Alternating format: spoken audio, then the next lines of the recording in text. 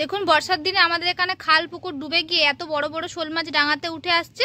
সেখান থেকেই আমরা একটা শোল মাছ কুড়িয়ে পেয়েছি। তো এই শোল মাছটাকে দিয়ে আজকে একটা রেসিপি বানাবো। এখন শোল মাছটাকে আমরা কেটে নেব, আর উচ্ছেগুলোকে আমরা এরকম লম্বা লম্বা করে কেটে নেব মাছের এই রেসিপিটার জন্য। দেখুন শোল মাছটা কাটার পর এতগুলো পিস হয়েছে, আর দেখুন শোল মাছের কতটা ডিম হয়েছে, মোটা মোটা ডিম। আর এবার আমরা শোল মাছটাকে ভেজে নেব। তার জন্য দিয়ে দিচ্ছি পরিমাণ মতো হলুদ গুঁড়ো আর স্বাদ মতো নুন দিয়ে মাছটাকে মাখিয়ে ভেজে নেব আমরা। মাছগুলোকে লাল লাল করে ভেজে নেওয়া হয়ে গেছে, এবার মাছগুলোকে তুলে নেব। শোল মাছের এই রেসিপিটার জন্য উচ্ছের সঙ্গে ঠিক এরকম করে আমরা আলুও কেটে নিয়েছি। সেই একই তেলে দিয়ে দিচ্ছি পরিমাণ মতো পাঁচফোড়ন। পাঁচফোড়নটা একটু লাল লাল হয়ে আসার পর দিয়ে দিচ্ছি পেঁয়াজ কুচি। পেঁয়াজ আর পাঁচফোড়নটা হালকা একটু লাল লাল হয়ে আসার পর দিয়ে দিচ্ছি উচ্ছে।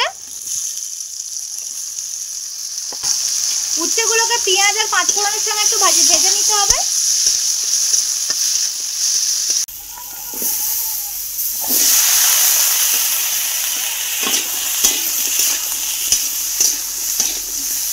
উচ্ছেটাকে কিছুক্ষণ ভেজে নেওয়ার পর এখানে সেই কেটে রেখে দেওয়া আলুগুলো আবারও উচ্ছের সঙ্গে ভেজে নিতে হবে।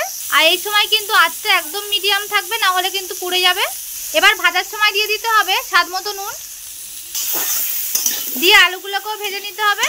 উচ্ছের সঙ্গে আলুটাকেও বেশ কিছুক্ষণ ভেজে নেওয়ার পর দিয়ে দিচ্ছি পরিমাণ মতো হলুদ গুঁড়ো। হলুদটা দিয়ে অল্প কিছুক্ষণ নাড়াচাড়া করার পর দিয়ে দিচ্ছি পরিমাণ মতো জল। এখানে উচ্ছের আলুটা সিদ্ধ করার জন্য ঠিক এতটা পরিমাণ জল দিতে হচ্ছে। এবার ঢাকা দিয়ে আলু আর উচ্ছেটাকে ভালো করে সিদ্ধ করে নিতে হবে। 2-3 মিনিট ঢাকা দিয়ে ফুটিয়ে নেওয়ার পর এবার দিয়ে দিচ্ছি ঝাল অনুযায়ী লঙ্কা গুঁড়ো। আপনারা চাইলে এই উচ্ছে রেসিপিটার মধ্যে কাঁচা লঙ্কাও ব্যবহার করতে পারেন। এবার দিয়ে দিতে হবে ভেজে রেখে দেওয়া মাছ। এবার ঢাকা দিয়ে ভালো করে উচ্ছের আলুটাকে সিদ্ধ করে নিতে হবে। ঢাকাটা খুলে এবার দেখে নিচ্ছি যে সিদ্ধ হয়েছে কি। দেখুন অনেকটাই ঝোল মরে এসছে, জলটা অনেকটাই শুকিয়ে গেছে। দেখুন আলু আর উচ্ছে দুটোই ভালোভাবে সিদ্ধ হয়ে গেছে। একটু আলুগুলো ঘেটে দিয়ে একটু মাখো মাখো করে নিতে হবে। এবার দিয়ে দিতে হবে জিরে মরিচ গুঁড়ো।